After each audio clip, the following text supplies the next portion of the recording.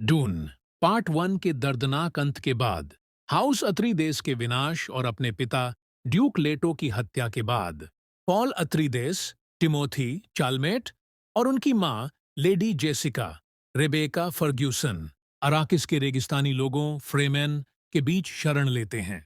Paul, जिसने अपना पूरा परिवार और साम्राज्य खो दिया है, अब फ्रेमेन के बीच एक अजनबी की तरह है। लेकिन फ्रेमेन की प्राचीन भविष्यवाणी में कहा गया है कि एक दिन एक मसीहा लिसान अल गायब आएगा जो उन्हें आजादी दिलाएगा। फ्रेमेन नेता स्टिलगर जेवियर बारडेम मानते हैं कि पॉल वही मसीहा हो सकता है। हालांकि फ्रेमेन में सभी लोग पॉल पर विश्वास नहीं करते। चानी जेंदाया, जो एक बहादुर फ्रेमेन योद्धा है, पॉल को शक की नजर से देखती है। लेकिन समय के साथ जब वे एक दूसरे के करीब आते हैं और एक दूसरे की ताकत को समझते हैं, तो चानी का रवैया थोड़ा नरम पड़ जाता है। पॉल को फ्रेमेन बनने के लिए उनकी परंपराएं सीखनी पड़ती हैं। वह रेगिस्तान में जीने के तरीके सीखता है, फ्रेमेन की लड़ने की तकनीक अपनाता है, और सबसे महत्वपूर्ण बात, वह रेगिस्तान के विशालकाय सैंडवॉर्म्स की सवारी करना सीखता है। यह एक बहुत बड़ा कारनामा होता है जिससे फ्रेमेन का विश्वास पॉल पर बढ़ने लगता है। दूसरी ओर लेडी जेसिका, जो अब ड्यूक लेटो की बेटी के साथ गर्भवती है, अपनी बेने गेसेरिट शक्तियों का इस्तेमाल करके राजनीति में दखल देती है। वह एक खतरनाक अनुष्ठान करके वाटर ऑफ लाइफ पीती है, जिससे उसकी शक्तियां कई गुना बढ़ जाती हैं और उसे पुराने समय की यादें और भविष्य की झलकियां दिखने लगती हैं। इससे फ्रेमेन के बीच उसकी स्थिति और मजबूत हो जाती है। गिएदी प्राइम ग्रह पर बैरन व्लादिमीर हार्कोनन स्टेलन स्कार्सगार्ड गुस्से में है, क्योंकि उसका भतीजा ग्लोसू रब्बान डेव बौतिस्ता अराकिस पर फ्रेमेन विद्रोह को रोकने में असफल रहा है। अब बैरन अपने छोटे और ज्यादा होशियार भतीजे फेडरोथा ऑस्टिन बटलर को आगे लाता है। फेडरोथा की पहली झलक हमें एक भयानक ग्लैडिएटर युद्ध में मिलती है, जहां वह अपने दुश्मनों को बेरहमी से मारता है। वह क्रूर, चालाक और महत्वाकांक्षी है। बैरन उसे हार्कोनन साम्राज्य का सही उत्तराधिकारी मानता है। अब फेडरोथा को अराकिस भेजा जाता है ताकि वह पॉल और फ्रेमेन के खिलाफ निर्णायक हमला कर सके। पॉल को अब अक्सर भयानक सपने और भविष्य की झलकियां दिखने लगती हैं। वह देखता है कि अगर उसने फ्रेमेन का नेतृत्व किया तो एक पवित्र युद्ध जिहाद शुरू हो जाएगा, जिससे पूरी आकाश गंगा में लाखों लोग मारे जाएंगे। वह इस युद्ध को रोकना चाहता है, लेकिन उसकी किस्मत उसे इसी रास्ते पर धकेल रही होती है। पॉल जानता है कि जो भी अराकिस को नियंत्रित करेगा, वह पूरे ब्रह्मांड को नियंत्रित करेगा।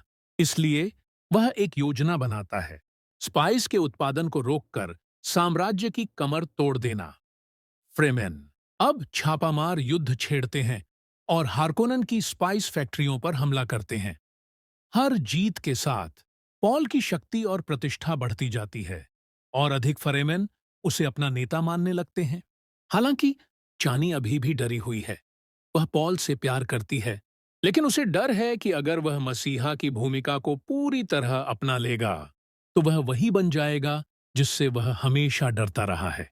जब यह विद्रोह काबू से बाहर होने लगता है तो सम्राट शद्दाम आईवी क्रिस्टोफर वॉकेन अपनी शाही सेना सरदौकार के साथ अराकिस पहुंचता है। उसके साथ उसकी बेटी राजकुमारी इरुलान फ्लोरेंस पुग भी होती है। वह जल्दी ही समझ जाती है कि पॉल कोई आम विद्रोही नहीं, बल्कि एक नई सत्ता का उदय है। पॉल जानता है कि यही उसका आखिरी मौका है, इसलिए वह वाटर ऑफ लाइफ पीने का फैसला करता है, एक जहरीला पदार्थ जिससे कोई भी पुरुष अब तक जिंदा नहीं बचा है। लेकिन पॉल इस परीक्षा में सफल होता है और उसकी मानसिक शक्तियां कई गुना बढ़ जाती हैं। अब वह अपने दुश्मनों के हर कदम को पहले से भांप सकता है। फ्रेमेन अब अपने अंतिम युद्ध के लिए तैयार हैं। वे अपनी ताकत और सैंडवॉर्म्स का इस्तेमाल करके साम्राज्य और हार्कोनन की सेनाओं पर हमला करते हैं। लड़ाई का मैदान जल उठता है और पॉल एक विशाल सैंडवॉर्म पर चढ़कर लड़ाई का नेतृत्व करता है। इस युद्ध में फ्रेमेन जीतते हैं और सम्राट के सैनिक हार जाते हैं। अब सम्राट शद्दाम आईवी पॉल के सामने झुकने पर मजबूर है। लेकिन तभी फेडरोथा एक आखिरी चुनौती देता है, एक जानलेवा द्वंद्व युद्ध। पॉल और फेडरोथा के बीच भयानक लड़ाई होती है, जिसमें दोनों अपनी पूरी ताकत झोंक देते हैं।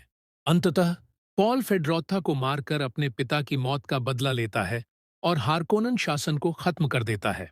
अब पॉल को सम्राट बनने से कोई नहीं रोक सकता। वह सम्राट शद्दाम आईवी को गद्दी छोड़ने के लिए मजबूर करता है और अपने सिंहासन को वैध बनाने के लिए राजकुमारी इरुलान से शादी करने का ऐलान करता है। यह सुनकर चानी का दिल टूट जाता है। उसने हमेशा पॉल को एक इंसान के रूप में देखा था, न कि एक भविष्यवाणी के किरदार के रूप में। वह जानती है कि यह शादी केवल सत्ता के लिए की जा रही है, लेकिन फिर भी वह ठगा हुआ महसूस करती है।